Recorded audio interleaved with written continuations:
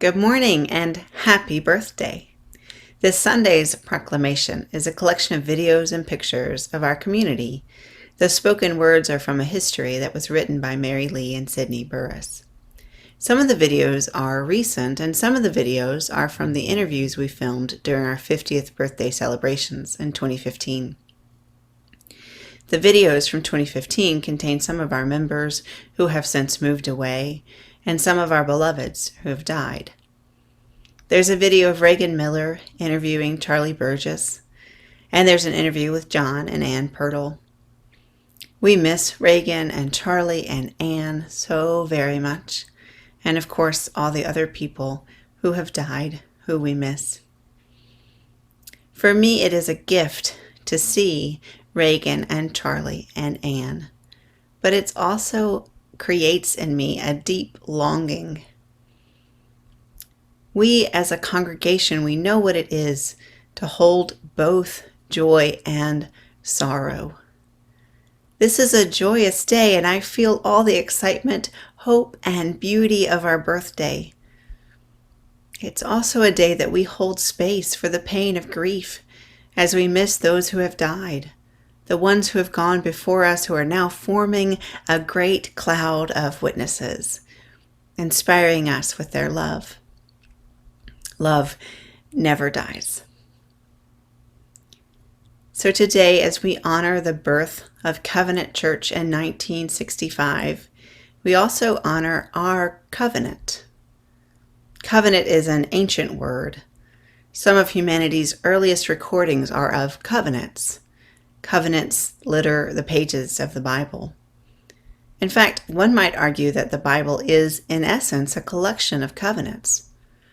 Covenant language threads its way through the relationship of Adam and Eve with God, through the story of Noah and Noah's family, through God's promises to Abraham and Sarah and Hagar, to Moses and Miriam and Aaron and the Hebrew people, to David. Covenant language weaves through Jesus' promises stitched in so many of our hearts. Lo, Jesus said, "Lo, I will be with you always, even to the end of the age." I think too of covenants in the Bible between people, between Rahab and Joshua, between David and Jonathan, between Ruth and Naomi. Their words so poignant. Where you go, I will go, and where you lie, I will lie, and your people will be my people, and your God will be my God. A covenant, in the simplest terms, is a promise. Covenant draws us out of isolation and joins us to something greater by virtue of a promise. We, my friends, are a part of a promise. We covenant together to live and work for justice and peace and love, and we do this living and working in sacred community. I'm grateful for you, dear covenant. Grateful for our shared promises. Covenant grew out of a Sunday school class at River Oaks Baptist Church in the spring of 1965. When the church called a pastor who was both theologically and socially quite conservative, the group decided to form its own church in the hopes that it would become a renewing influence in the Southern Baptist Convention.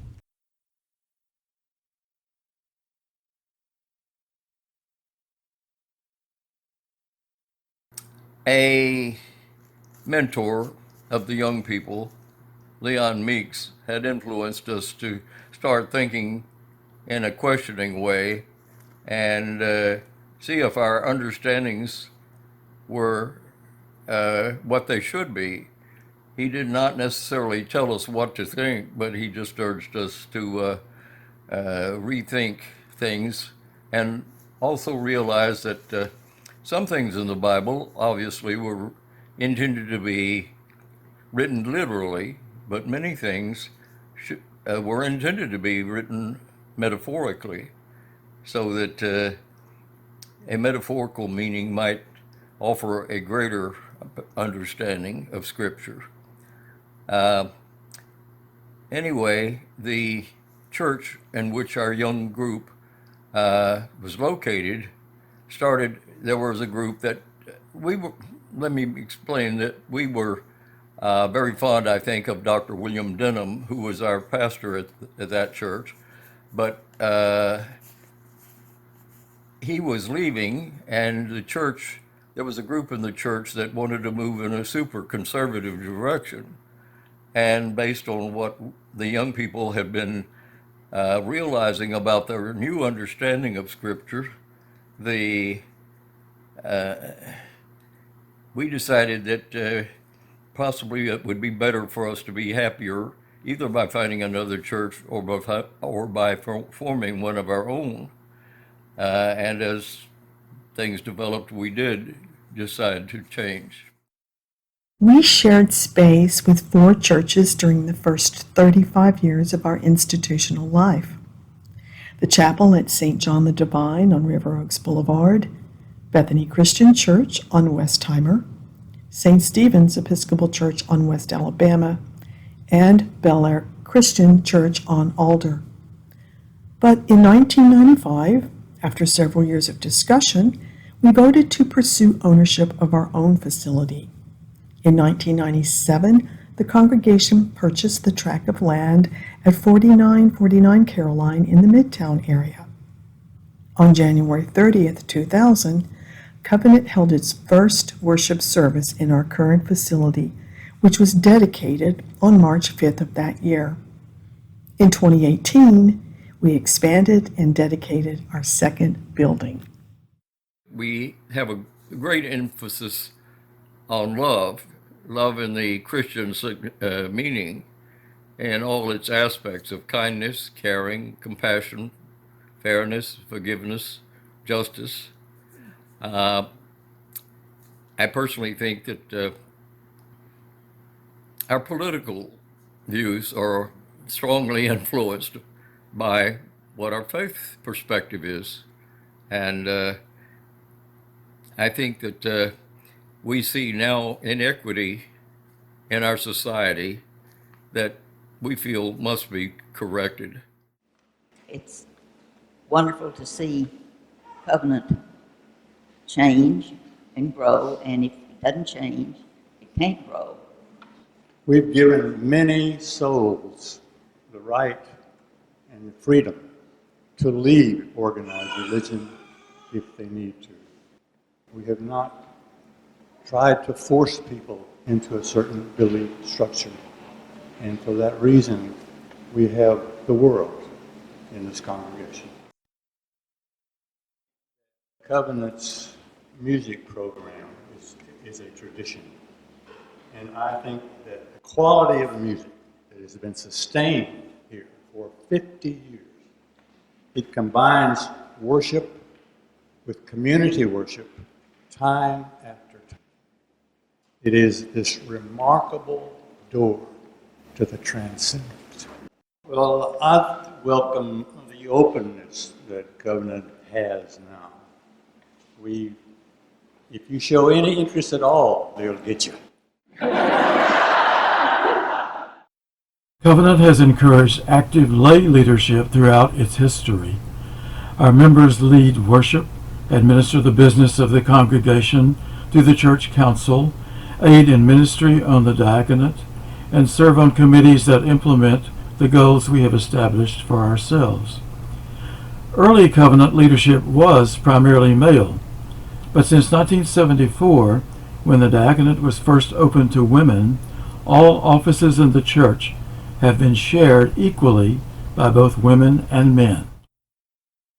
Charlie, how did you find yourself at Covenant Church, and what has proven so compelling to you over the years? Well, first, I had to finally find the absolute love of my life, Patricia. And we were married at St. John's Chapel, where Covenant was meeting, and Patricia was a long-term member. And I've known that original St. John's for a long time and was an Episcopal, so I fit right in. Or so I thought. But after a while, I realized that I was the absolute antithesis of the ideal covenant member, but I was still always welcome in every way. And that continued as we journeyed through all kinds of geography and aspects with different people and different ministers for some 47 years. And Covenant has always helped me with wonderful music, always. And it's always challenged my ideals and always welcomed me just as I am. Covenant has always valued music as part of the worship experience. We have had an excellent and dedicated choir, as well as a succession of gifted organists and pianists. Education has also always been an important aspect of Covenant. Mission, and in particular local mission, has been a strong emphasis of ours. The early Covenant set out to give 50% of its income to mission causes, and for this reason chose not to build a church building. Although attitudes towards owning a building have changed, we continue to affirm our commitment to minister in partnership with those who live, work, and worship around us. We joined in the fall of 1965, and we were meeting in the chapel of St. John the Divine, and Art Travis was the interim minister. And when did you become a minister? Because this is a follow-up to the first question. It was in the 70s. I don't remember the exact date, but I do remember that Bill Curley, who was the minister, asked me if I would like to become ordained, and nobody had ever asked me that before. And we talked about it a bit, and I decided, yes, I felt this was a calling for me. And so this was at Bethany Christian Church, and I recall that my dad was part of the ordination service. First of all, you need to know I come from a very small town in central Texas called Moody, and it's sort of, you could miss it easily. But one day this young woman came into the service, or rather into the church, and I went over to greet her, and I just asked her, I said, "Where are you from?" And she said, "I'm from Temple." I said, "Oh, great, then we're neighbors." And she said, "Well, where are you from?" And I said, "Well, I'm from Moody." And her eyes got big. She said, "Well, I'm from Moody. I didn't think anybody knew where that was." This was Helen Jones, and it turns out that Helen is the niece of my best high school friend. So it was really a small world that day. Throughout our history, we have valued a meaningful worship experience. We ask that proclamations be couched in language suitable to our time and place, that the message be one that challenges, that causes us to see ourselves and our relation to the world in a different light. We ask that the worship service empower us to re-enter the world each week with new compassion and new understanding. When I went to the University of Texas at Austin, I met her, and she was minister of music there at University Baptist Church. And for those of you who don't know that church, it is a very progressive, and it was at that time, especially in racially progressive, but theologically progressive also. And so when we came to Houston, the first thing I vowed was I would never set foot in a Baptist church again. And we did, that was not quite true. We did go to one Baptist church and were 5 minutes late and sat in the foyer. And we could not find a church that we find some that would satisfy us marginally, musically, and then, but the theology was just awful. And a few that satisfied us theologically, but the music was just awful.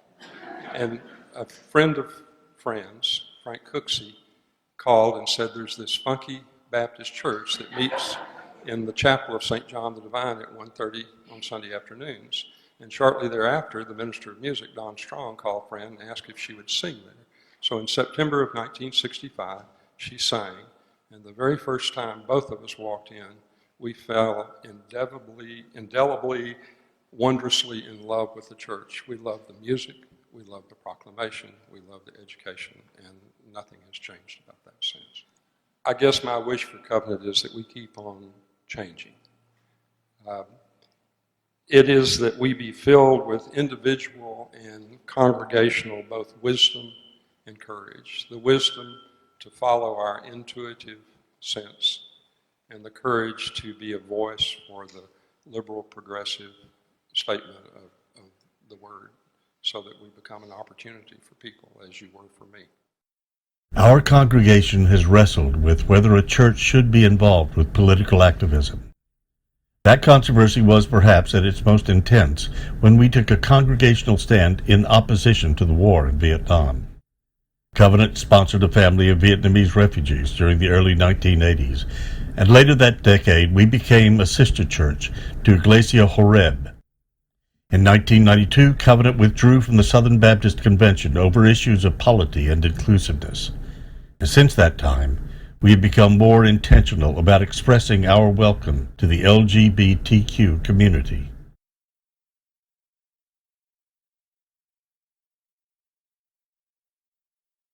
Happy birthday, Covenant. I want to celebrate many of the gifts that this church has given me over the years, over my whole life. I have a deeper and a broader sense of family through this loving and connected community. I've been given the courage and the strength to explore while experiencing a bottomless well of love and support. Within the church and outside it, during worship and through other opportunities, I've been encouraged to be creative, and always I've felt respect for my voice and my opinions from every age since I was born. This is what I hope for Covenant's future. I've seen the church change dramatically at least 3 times. It is both the same as it was, and it's also quite different.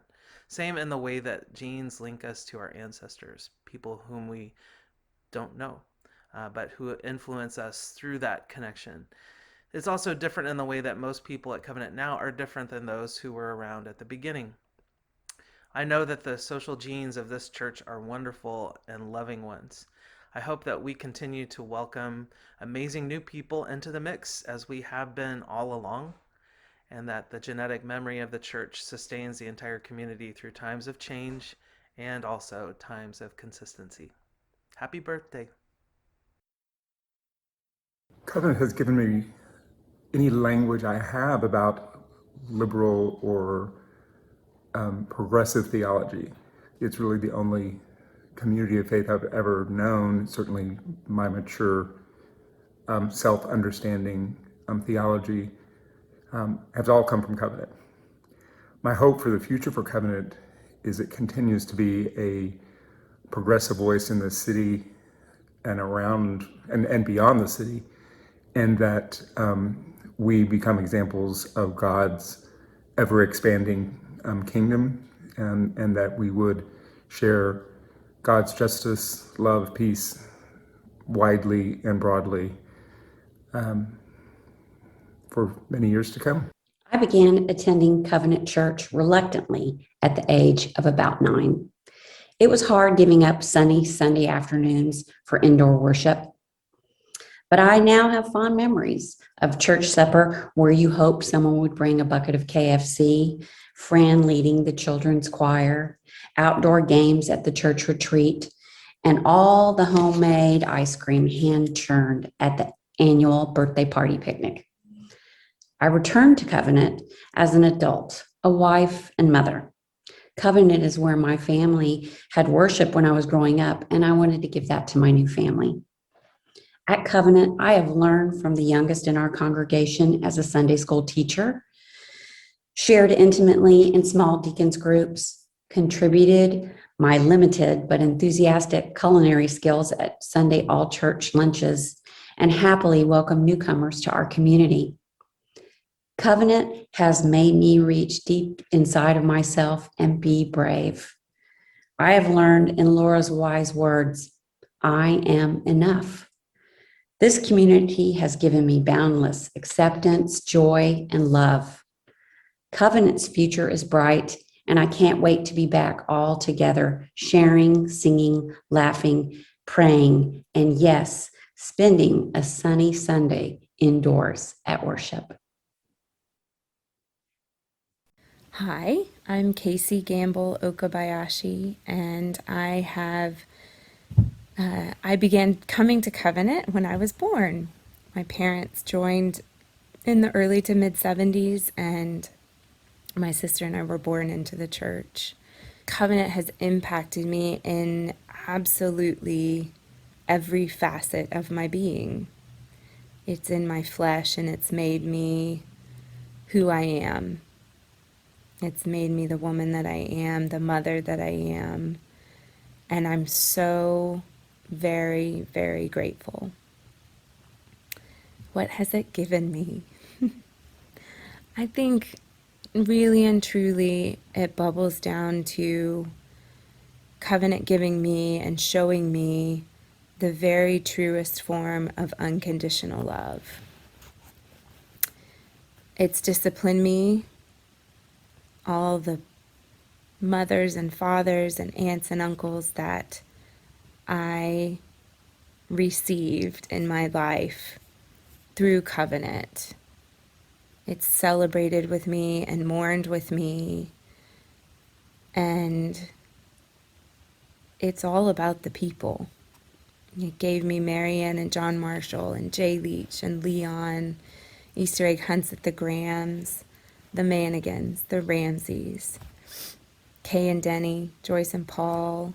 It's given me the people and these relationships that are with me forever. It's given me Pat and Jack Long, Virginia and Bill Failing, our rogue deacons meetings with with Martha Murphy. We kept meeting long after that deacons group was supposed to be a group. It gave me Molly Oliphant and Margot and the Purtles and Mary Lee and Sydney and the OG, the original youth group of Harley, my sister, and Adrian and Florence and Bethany, Emily, Elizabeth, and Michelle. There are many, many others.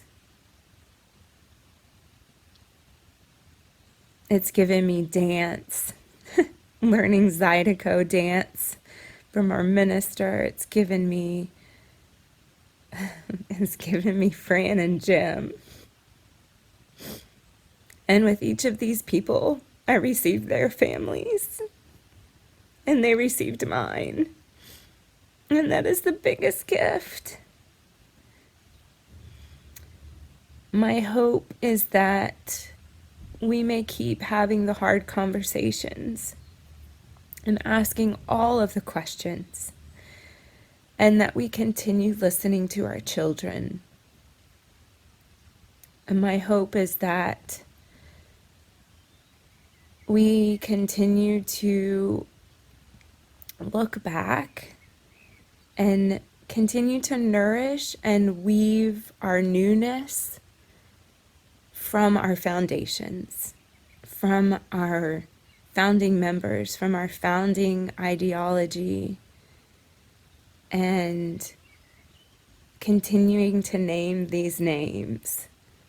People who are still among us, people who have moved, people who are no longer with us on this earth, that we continue to remember them and remember the work that came before us, and to remember that we're connected to that, and that we may continue and take the torch to continue that work in love and justice for all of us and for all of the people.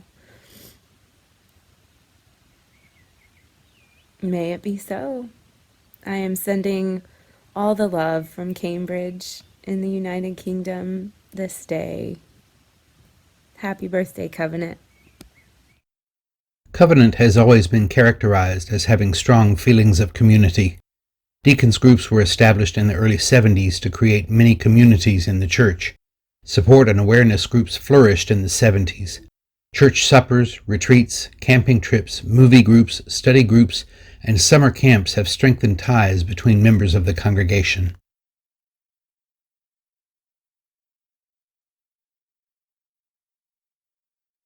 I feel included because all the adults are very involved in the youth program. It's not like there's one adult that's assigned to youth and it's kind of like they're here grudgingly. It's like they take turns and it feels like they all kind of want to help a little bit, which is kind of nice.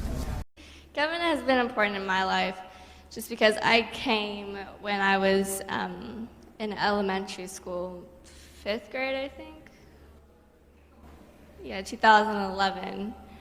And I was a very shy kid, I believe. And I think just having a bunch of youth and a bunch of other people that were sort of my age, a little bit older, there were some a little bit younger, and just really not being this shy little person anymore, because I think I was a shy person for a long time.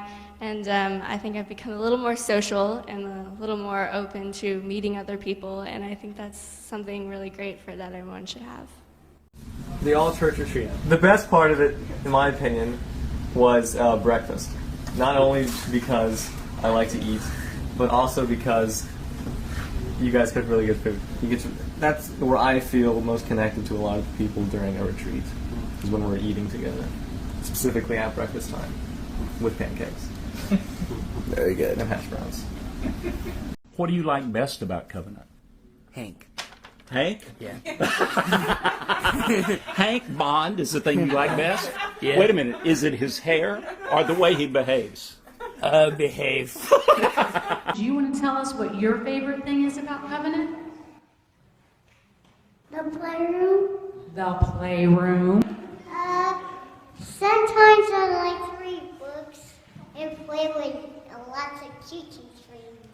Books and choo-choo trains, nothing better. Well, my mom decided to join.